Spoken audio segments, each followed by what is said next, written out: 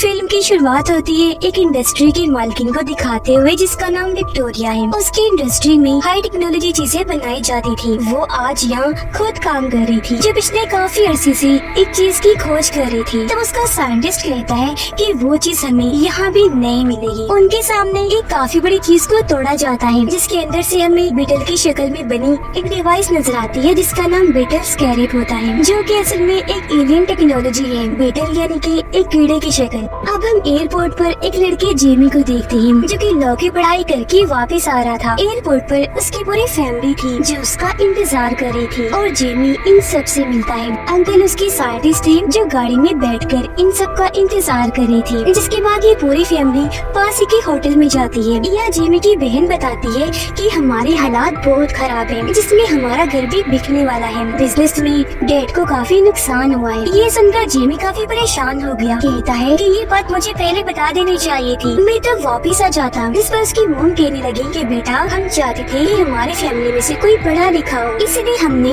तुम्हें लॉ पढ़ाने के लिए भेजा। अब तुम आ गए हो पढ़ाई करके तो सब ठीक हो जाएगा। जिसके बाद ही फैमिली घर वापस आ गई। वो कहते हैं कि मैं बहुत जल्द अच्छा सा काम करके इतने पैसे कमाऊंगा कि अपनी फैमिली को अमीर इलाके में ले जाऊंगा। फिर अगले ही दिन हम जेमी को काफी आलीशान करके सामने देखते हैं जहाँ उसकी बहन कहती है आ जाओ जेमी सफाई करो आकर। दरअसल वो दोनों यहाँ पर जॉब कर रही थी और फिलहाल उनके पास करने का यही काम था। इतनी ही देर में यहाँ विक्टोरिया आ गई अपने गार्ड के साथ, चूँकि ये उसी का घर था। अब जब विक्टोरिया आगे बढ़ी तो हम उसकी भतीजी को देखते हैं जिसका नाम जेना था। वो उस पर बहुत ज्यादा गुस्सा करती है। जेना उसे एक वीडियो दिखाती है जिसमें विक्टोरिया ने एक हाईटेक डिवाइस बनाई थी। उस डिवाइस को जब किसी इंसान में लगाया जाता है तो वो इंसान बहुत ताकतवर सोल्जर बन जाता है। इतना ताकतवर कि वो सोल्जर अकेला ही पूरी आर्मी पर भारी पड़ सकता है और एक हथियार की तरह काम कर सकता है। जेना बताती है कि इस प्रोजेक्ट की वजह से मैं भड़की हुई हूँ क्योंकि इस पर तुम्हारा काम काफी आगे बढ़ चुका है। हालांकि हमने सालों पहले ये प्रोजेक्ट बंद कर दिया था और इसे रोकने का फैसला मेरे डैड का था क्योंकि इस डिवाइस की मदद से इंसान हथियार जैसा बन जाएगा, दुनिया को तबाह कर देगा। मेरे डैड तबाहकुन इंसान बनाना नहीं चाहते थे, तो फिर आप दोबारा क्यों इस टेक्नोलॉजी को इस्तेमाल में ला रही हैं? इस पर विक्टोरिया भी गुस्सा हो जाती है। कहती है कि तुम्हारे डैड के बाद मैंने इस कंपनी को चलाया, तुम्हारा इस कंपनी में बस हिस्सा ही है। इसे कैसे चलाना है ये मेरा काम है, मैं ही बेहतर जानती हूँ। मैं नहीं चाहती कि तुम या तुम्हारी माँ मेरे इस काम में दखल दो। तभी यहाँ जेमी आ गया जो उनकी बहस में बोल पड़ता है। अब ये चीज विक्टोरिया को पसंद नहीं आती। एक नौकर हमारी बात में घुस आया, इसीलिए वो जेमी और उसकी बहन को नौकरी से निकाल देती है। वो दोनों बहन भाई घर से बाहर आकर जब गाड़ी का इंतजार करने लगी तो उनके पास जेना आती है। वो जेमी को कहती है कि माफ करना, मेरी वजह से तुम्हारी नौकरी चली गई। कल ऑफिस आओ, मैं तुम्हें कोई छोटी मोटी नौकरी दिलवा दूंगी। जो कहकर वो यहाँ से चली गई। रात के वक्त जेमी अपने डैड से बातें करता है और उन्हें बताने लगा कि मैं आपके बिजनेस में होने वाले नुकसान की वजह से बहुत परेशान हूँ। इस पर उसके डैड कहते हैं कोई बात नहीं बेटा, ऐसा तो होता रहता है, सबसे जरूरी होता है अपनों का साथ। तुम वापस आ गई हो तो इस चीज की हमें बहुत खुशी है। ये सुनकर जेमी को तसल्ली हुई और वो भी खुश हो जाता है। अगले ही दिन वो अच्छे से तैयार होकर उनकी इंडस्ट्री में पहुंचा और जब उसने जेना के बारे में पूछा तो उसे कहा जाता है कि इंतजार करे। ऊपर साइंटिस्ट जब किसी काम से जा रहा था तो जेना चुपके से उसका कार्ड चुराकर उसकी लैब में आ जाती है जहाँ उसे बीटल स्कैरेप मिल जाता है। साइंटिस्ट दरअसल बीटल स्कैरेप का जो कोर है यानी मेन हिस्सा उसे निकाल कर सूट में डालने वाला था ताकि इसकी सारी ताकतें सूट में चली जाएं। तब जेना उस स्कैरेप को एक बॉक्स में डालकर चुपके से लैब से बाहर निकल जाती है और जब वो नीचे आई तो जेमी उसके पास आ जाता है। जेना उसे कहती है अभी मैं जल्दी में हूँ, बाद में मिलते हैं। अब तभी सिक्योरिटी अलार्म बज जाता है। जेना वो बॉक्स जिसमें बीटल स्कैरेप था वो जेमी को देते हुए कहती है कि इसे अपने पास रखो, तुमने इसे खोलना नहीं और अपनी जान से भी ज्यादा हिफाजत करनी है। जो कहकर वो जेमी को यहाँ से भेज देती है और खुद गार्ड के साथ आगे बढ़ गई। घर आकर जेमी अपने घर वालों को सब बताता है जो उसके साथ हुआ और उन्हें वो बॉक्स दिखाता है जिस पर उसकी फैमिली काफी कंफ्यूज थी और वो जेमी को बॉक्स को खोलने का कहती है। उनकी बात मानकर जेमी ने बॉक्स भी खोल दिया जिसके अंदर से उन्हें बीटल स्कैरेप मिलता है जिसे जेमी बड़े गौर से देखने लगा। जब उसने हाथ में लिया तो स्कैरेप चमकने लगा और अचानक ही ऑन होकर होकर जेमी के मुंह पर चिपक जाता है, जो देखकर सारे घर वाले काफी डर गए। जिसके साथ जेमी का जिस्म अचानक से खौफनाक तरीके से बदलने लगा। उसके जिस्म पर सूर चढ़ना शुरू हो जाता है और अब वो बन जाता है ब्लू बीटल, जो इस मूवी का नाम भी है। और अब पूरी तरह सूट जेमी को कवर कर लेता है, जिसके फौरन बाद सूट के अंदर से उसके असिस्टेंट की आवाज आने लगती है, जो दरअसल एक टेक्नोलॉजी है। वो कहती है कि जेमी, ब्लू बीटल बनने के लिए मैंने ही तुम्हें चुना है और अब तुम तैयार हो जाओ मेरी ताकतें देखने के लिए। जो कहकर जोर से जेमी को उड़ाकर वो आसमान पर ले जाती है। वे एकदम से वापस जमीन पर ले आई, जहाँ जेमी यानी ब्लू बीटल के सामने एक बस आ रही थी। यह असिस्टेंट ने इस सूट की ताकतों को और बढ़ा दिया। वो अपनी फुल ताकत से एक्टिवेट हुआ, जिससे टकराने की वजह से बस के 2 टुकड़े हो जाते हैं। यह असिस्टेंट जेमी को समझाती है कि ब्लू बीटल सूट को कैसे इस्तेमाल करना है, जो सब बताने के बाद वो उसे घर ले आई। तब तक जेमी के जिस्म से वो सूट गायब हो चुका था। उसके जिस्म पर अब कोई कपड़े नहीं थे और क्योंकि इस सब में वो काफी थक गया था, इसीलिए वही बेहोश हो जाता है। काफी घंटों के बाद जब उसे होश आई तो वो बिल्कुल ठीक था। उसे अपने पीछे जब अजीब सा महसूस हुआ तो उसने अपनी कमर चेक की, जहाँ बीटल स्कैरेब उसके पेट के साथ चिपक गया था। ये देखकर वो काफी घबरा गया। ये तय है कि मैं इस बारे में जेना से बात करूंगा, जो बोलकर वो घर से निकल गया। थोड़ी देर बाद वो जेना को इंडस्ट्री से बाहर भागता हुआ देखता है, जहाँ उसके पीछे कुछ लोग पड़े हुए थे। जेमी जल्दी से उसे गाड़ी में बैठा लेता है, लेकिन जो लोग पीछे पड़े हुए थे वो उनकी गाड़ी पर गोलियां चलाने लगे। उनसे बचने के लिए जेमी गाड़ी तेज भगाने लगता है और अब ये अपने घर की तरफ जाने लगा। घर आकर दोनों सबसे मिलते हैं। अब जीना जेमी से पूछती है कि स्कैरेब कहाँ है, तब वो उसे अपनी पीठ दिखाते हुए कहता है कि देखो ये यहाँ फिक्स हो गया है, चिपक गया है। ये देखकर जीना काफी हैरान हुई। फिर बताती है कि ये इसलिए चिपका क्योंकि इसकी शक्ल बीटल जैसी जो है, और ये है बीटल स्कैरेब, जिसे पहले मेरे डैड भी इस्तेमाल किया करते थे, लेकिन अचानक वो गायब हो गई और मेरे ख्याल से अब वो नहीं रही। लेकिन जब वो जिंदा थे तो इस टेक्नोलॉजी को उन्होंने बंद कर दिया था, लेकिन मेरी आंट विक्टोरिया ने इस टेक्नोलॉजी को फिर से इस्तेमाल करना शुरू कर दिया, क्योंकि वो जानती है कि बीटल स्कैरेब के कोर में बहुत ताकत है। मेरे डैड इस बात से इत्तेफाक नहीं करते थे, उन्होंने इस बात की मुखालफत की, क्योंकि उनका मानना था कि बीटल स्कैरेब खुद उस इंसान को चुनेगा कि कौन ब्लू बीटल बनेगा और उसकी ताकतें इस्तेमाल करने का असली हकदार होगा। और इस बार बीटल ने जेमी को चुना है। जेमी कहता है कि मुझे नहीं चाहिए ये, मुझे इस बीटल स्कैरेब को निकालना है, कोई हल बताओ। जिस पर जीना कहती है कि एक हल है मेरे पास, लेकिन उसके लिए मुझे एक जगह पर जाना है जिस जगह की चाबी मेरी कंपनी में है, लेकिन वहाँ जाना खतरनाक है। जिस पर जेमी के अंकल जो साइंटिस्ट थे बताते हैं कि मैंने एक ऐसी डिवाइस बनाई है जिसकी मदद से मैं एक साथ पूरे बिल्डिंग के सभी सिस्टम को हैक करके अपने कंट्रोल में कर सकता हूँ। जिसके बाद उनकी कंपनी की सभी कैमरा सिस्टम को हैक कर लिया जाता है और वहाँ एक कार्टून चलना शुरू हो जाता है। इस बीच मौका पाकर जेमी अंदर घुसी और कंपनी की एक घड़ी चुरा कर जेमी के साथ वहाँ से बाहर आ जाती है। बाहर विक्टोरिया का गार्ड खड़ा था, जो इनको मारने के लिए तेजी से इनकी तरफ आने लगा। उसने जैसे हमला करने के लिए हाथ आगे किया, जेमी उसके हाथ को पकड़ लेता है और अचानक ही उसका सूट एक्टिवेट हो गया और वो फिर से बन गया ब्लू बीटल। इसलिए वो गार्ड को मारकर दूर फेंक देता है। ये देखकर गार्ड भी अपने असली रूप में आ गया। दरअसल उसे भी विक्टोरिया ने एक सूट बना कर दिया था। वो भी एक्टिवेट होकर इसके जिस्म पर चढ़ जाता है। वो फिर से ब्लू बीटल पर हमला कर देता है। एक साथ उसने कई हमले किए, जिन सबको ब्लू बीटल ने अपनी ताकतों से रोक दिया। लेकिन एक वक्त ऐसा आता है जब गार्ड ब्लू बीटल पर भारी पड़ने लगा। उसने बीटल को दबोच लिया और बस उसे मारने ही वाला था कि तभी गाड़ी लेकर जेमी के अंकल यहाँ आ गए। उसने जोर से गार्ड के अंदर गाड़ी दे मारी, जिससे वो काफी दूर जाके गिरा। अब ये मौका देखकर तीनों जल्दी से गाड़ी में बैठे और यहाँ से निकल गए। जीना उन्हें कहती है कि अब हमें शहर से बाहर जाना है। शहर से बाहर आते ही ये जीना के डैड के दूसरे घर पर गए, जहाँ जमीन पर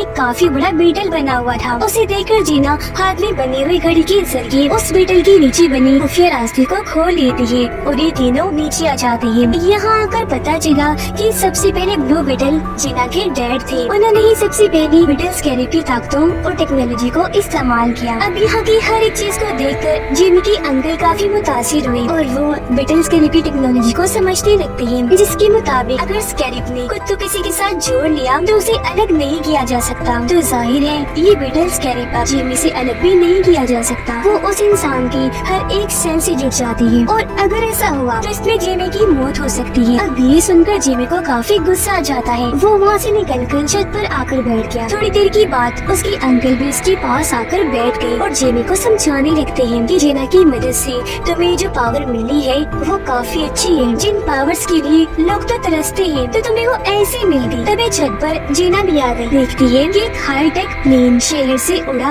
और अब जेमी के घर की तरफ आ रहा है। उसे शक हुआ। उसने इस बारे में जेमी और उसके अंकल को बताया। ये लोग देखते हैं कि प्लेन में भी बहुत सारे लोग हैं और इनके घर के बाहर भी बहुत सारे सोल्जर्स खड़े हैं। ये देखकर जेमी समझ गया कि हम पर कोई मुसीबत आने वाली है। उसे अपनी फैमिली की फिक्र थी तो उनकी मदद करने के लिए वो चिल्लाने लगा ताकि उसका सूट ऑन हो जाए, लेकिन ऐसा नहीं होता। इससे जेमी समझ गया कि ये सूट मुझे मुसीबत में देकर ही एक्टिवेट होता है, इसीलिए वो वहाँ से कूद पड़ता है। अब वो नीचे गिरकर मर न जाए इसलिए ब्लू बीटल हवा में आते ही एक्टिवेट हो गया और अब ब्लू बीटल बनते ही वो वहाँ से आगे बढ़ जाता है। हाईटेक प्लेन में विक्टोरिया और उसका गार्ड थी। नीचे सोल्जर्स जेमी के घर में घुसकर सबको बाहर निकाल रही थी, लेकिन तभी जेमी यानी ब्लू बीटल उड़ता हुआ वहाँ आया और अपने मुक्कों से मारता हुआ सब सोल्जर्स को उड़ा देता है और अपने घर वालों को यहाँ से भागने का कहता है। अब ब्लू बीटल की असिस्टेंट काफी बड़ी मशीन गन एक्टिवेट करती है और सभी सोल्जर्स को एक साथ उड़ाने का सोचती है। इस पर ब्लू बीटल उसे कहता है कि हम इन्हें जान से नहीं मारते, बस वैसे ही जख्मी कर देते हैं। जो कहकर वो अपनी ताकतवर मशीन को एक्टिवेट करके सबको मार मार के बेहोश कर देता है। ऊपर से विक्टोरिया का गार्ड ब्लू बीटल पर निशाना लगा के खड़ा हो जाता है ताकि एक ही झटके में वो उड़ जाए। दूसरी साइड पर बीटल भी तैयार था, लेकिन तभी बीटल ने देखा कि मेरे डैड को दौरा पड़ रहा है, इसलिए वो जल्दी से उनके पास आया। इस चीज का फायदा उठाकर गार्ड अपनी टेक्नोलॉजी से ब्लू बीटल को कमजोर करके उसे कैद कर लेता है, जिसे अब वो कुछ भी नहीं कर पा रहा था। ब्लू बीटल के सामने उसके डैड मर रही थी और फिर पीछे से एक धमाका करके उसके पूरे ही घर को उड़ा दिया जाता है। जिसके बाद गार्ड जेमी को जो ब्लू बीटल से बाहर आ गया था प्लेन में उड़ाकर अपने साथ ले जाता है। उनके जाने के बाद पूरी फैमिली यहाँ आई। देखते हैं कि जेमी के डैड अब नहीं रहे, उनकी मौत हो चुकी है। ऐसे अगला दिन आ गया जहाँ उसके डैड के मरने और जेमी के जाने से सारी काफी परेशान थी। दादी सबको इकट्ठा करती है, कहती है कि कैसे भी करके हमें जेमी को बचाना है, किसी सूरत उसे नहीं खोना। इस पर जीना जवाब देती है कि इस मिशन में मैं भी आपका पूरा साथ दूंगी। जो कहने के बाद जीना उन्हें अपने डैड की एक और जगह पर लेकर गई, जहाँ उसके डैड ने एक बीटल प्लेन में बनाया हुआ था, जिसके अंदर बैठकर ये लोग यहाँ से निकल जाते हैं। प्लेन में जीना उन सबको अपने डैड के बनाए हाईटेक हथियार देती है, जिसमें जेमी की दादी एक मशीन गन लेती है। फिर ये लोग विक्टोरिया के आइलैंड पर बने उसके किले को देखते हैं और दादी प्लान बनाती है कि हम उन दुश्मनों का पहले ध्यान भटकाएंगे और अगर उन्हें मारना हुआ तो मारेंगे, फिर अंदर जाकर जेमी को बचा लेंगे। उधर विक्टोरिया ने जेमी को उल्टा लटकाया हुआ था क्योंकि वो उसकी बीटल टेक्नोलॉजी को निकाल कर अपने गार्ड में डालने वाली थी। यहाँ जेमी साइंटिस्ट से मदद मांगता है, इस पर वो जवाब देता है कि सॉरी, मैं तुम्हारी कोई मदद नहीं कर सकता। साइंटिस्ट बताता है कि इस चीज में जेमी मारा जा सकता है। इस पर वो जवाब देती है कि मुझे इससे कोई फर्क भी नहीं पड़ता। अभी इतनी ही देर में बाहर बीटल प्लेन से किले पर हमला कर दिया जाता है। तभी जेमी के अंकल उसे नीचे उतारकर दोबारा से शुरू कर देते हैं, जिससे अब वो इतना ताकत से उन पर हमला करता है कि ऊपर चढ़ने लगा। उसके पैर निकल आए थे, जिसके नीचे वो सब गार्ड को कुचलता गया और बाद में गैस छोड़कर सबको बेहोश कर देता है। अब ये लोग अंदर आ गए, जहाँ जेना लैब का रास्ता ढूंढकर उसी तरफ बढ़ने लगे। इनके सामने बहुत बड़ी कोर जैसी मशीन आ जाती है और ये वही मशीन है जिसके जरिए ब्लू बीटल की ताकतें टेक्नोलॉजी को निकाल कर गार्ड के अंदर भेजा जा रहा था। प्रोसेस शुरू हो गया, जिससे ताकतें जाने की वजह से जेमी तड़पने लगा और वो अपने ही दिमाग में कुछ सोचते हुए एक अलग ही दुनिया में चला जाता है, जहाँ उसे अपने डैड नजर आए। जब जेमी उन्हें देखता है तो काफी जज्बाती हो गया, लेकिन जेना और जेमी की बहन उस पूरे कोर पर बॉम्ब लगा देती है जहाँ ये ट्रांसफर का काम हो रहा था। अभी ताकतें जाने का असर जेमी और उसके डैड दोनों महसूस कर रहे थे। उसके डैड कहते हैं, बेटा तुम्हारा दुनिया में अभी भी काम बाकी है, असली दुनिया में तुम्हें सबको बचाना है। मेरा काम यही तक था, इसलिए मैं तुमसे दूर हो गया और अब बेटा मैं तुम्हें आगे बढ़ते हुए देखना चाहता हूँ। ये कहकर वो उसे ब्लू बीटल वाला सूट दिखाते हैं और कहने लगे, बेटा तुम इसकी ताकतें इस्तेमाल करना और दुनिया को बचाना। मैं हमेशा तुम्हारे दिल में रहते हुए तुम्हें महसूस होता रहूंगा। जो कहकर वो यहाँ से गायब हो जाते हैं। अब ये जगह टूटना शुरू हो गई क्योंकि तबाह हो रही थी सब कुछ। तहस होने से पहले जिमी ठीक वक्त पर अपने ब्लू बीटल वाले सूट को हाथ लगा देता है। जहाँ बाहर तक उसके सारे पावर्स और टेक्नोलॉजी को उसमें से निकाल कर गार्ड में डाल दिया गया था और अब गार्ड अपनी नई टेक्नोलॉजी के साथ बिल्कुल तैयार था। लेकिन इससे पहले कि जिमी मरता, जीना वहाँ धमाका कर देती है जिससे वो पूरी कोर मशीन तबाह बर्बाद हो जाती है क्योंकि वहाँ धमाका ही बहुत बड़ा हुआ था। और ऐसा होते ही जिमी उनकी कैद से आजाद हो गया। वो अपनी ताकतों को एक्टिवेट करने की कोशिश करने लगा। इस पर असिस्टेंट कहती है कि ब्लू बीटल के एक्टिवेट होने में थोड़ा वक्त लगेगा क्योंकि वो चार्ज नहीं है। अब यहाँ से साइंटिस्ट जिमी की मदद करता है भागने में और जब इस बात का गार्ड को पता चला उसने साइंटिस्ट को मार दिया। जिमी वहाँ से भागता है और गार्ड जो अपने सूट के साथ बिल्कुल तैयार था वो अपना कोई भी हथियार इस्तेमाल कर सकता था और उसे ऐसे पाकर विक्टोरिया काफी खुश थी। जिमी भाग रहा था और क्योंकि उसके सूट में अभी एनर्जी कम थी इसलिए बहुत सारे गार्ड्स उसे मारने के लिए आते हैं। तब ठीक मौके पर यहाँ दादी मशीन गन लेकर आ जाती है और सब गार्ड्स को उड़ाकर जिमी को बचा लेती है। ये दोबारा से भागने लगे और जो भी रास्ते में आ रहा था दादी मशीन गन से सबको मारती जा रही थी। उधर जीना को विक्टोरिया ने पकड़ लिया था और वो उसे अपने साथ ले गई। जिमी की बहन शील्ड और पंचिस इन्हीं मुखों वाली टेक्नोलॉजी को इस्तेमाल करके गार्ड से लड़ रही होती है और अब जिमी पर ब्लू बीटल सूट भी एक्टिवेट हो जाता है क्योंकि वो भी अब चार्ज हो चुका था। इसीलिए वो सभी गार्ड से भिड़ जाता है और उन पर हमला करके काफी बुरा मारता है। लेकिन तभी यहाँ गार्ड अपना सूट पहने आया और ब्लू बीटल पर हमला कर देता है। वो उसे उड़ाकर हवा में ले गया और अभी दोनों वहाँ एक दूसरे को मारने लगे। पहले तो दोनों ही एक दूसरे पर भारी पड़ रही थी लेकिन फिर गार्ड ब्लू बीटल को बहुत मारता है जिसके बाद दोनों लड़ते लड़ते फिर से किले में आ गई और यहाँ एक दूसरे को जबरदस्त टक्कर दे रही थी। अब यहाँ जिमी के अंकल गार्ड के सर पर वार करते हैं जिससे वो जवाब में उसके अंकल के पास धमाका करता है और वो काफी जख्मी हो गई। ये देखकर ब्लू बीटल को काफी गुस्सा आया और अब वो अपनी पूरी पावर्स का इस्तेमाल करके गार्ड पर हमला कर देता है और उसके अंदर से तेज रोशनियाँ निकलने लगी। उधर विक्टोरिया जीना को बताती है कि मैंने ब्लू बीटल की कोर को अपने मोबाइल में डाउनलोड कर लिया है जिसकी मदद से अब मैं लाखों की तादाद में सूट बनाऊंगी और मुझे रोकने वाला भी कोई नहीं होगा। अब ये सुनकर जीना को गुस्सा आ गया और वो वहाँ बीटल टेक्नोलॉजी वाले चिंगम को थूक देती है जिससे वो हर तरफ फैलने लगी। ऐसा करने के बाद जीना गार्ड्स को काफी मारती है। नीचे ब्लू बीटल ने गार्ड को काफी मारकर बुरा हाल कर दिया था। वो उसे नीचे लिटाकर गला काटने ही वाला था कि तभी असिस्टेंट उसे ऐसा करने से मना करती है और उसे किसी की जान न लेने वाली असूल को याद करवाती है। इस पर रोते हुए जिमी बोला कि इसने पहले मेरे डैड को मारा और फिर मेरे अंकल को बॉम्ब से जख्मी कर दिया और अब मैं भी इससे बदला लूंगा। ये सुनकर असिस्टेंट उसे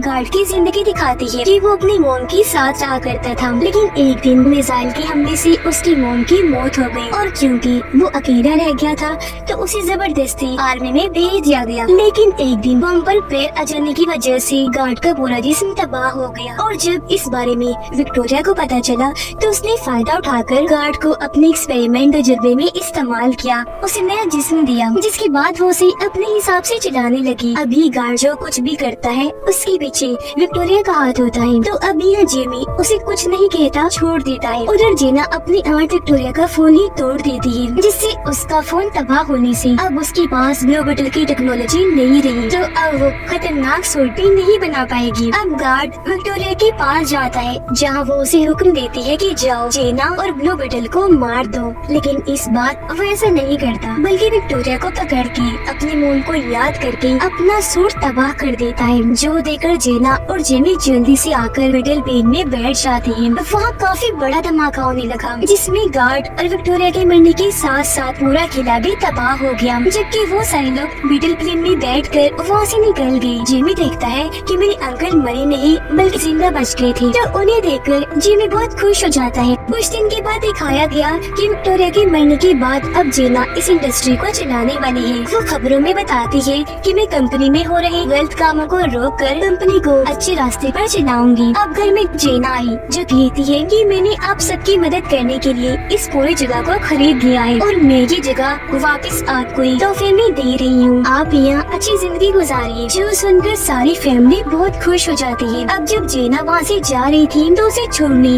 जिमी भी उसके साथ आया। वो यहाँ उससे अपने दिल की बात करता है कि मैं तुमसे प्यार करता हूँ, मुझसे शादी करोगी। ये सुनकर जेना बहुत खुश हो जाती है और हाँ बोलकर दोनों गले से लग जाते हैं। अब तब यहाँ जेमी का ब्लू बटन सूट फिर से एक्टिवेट हो गया, जिसके साथ दोनों हवा में उड़ते उड़ते काफी ऊपर चले जाते हैं और अपने इस सैर को काफी एंजॉय करने लगे।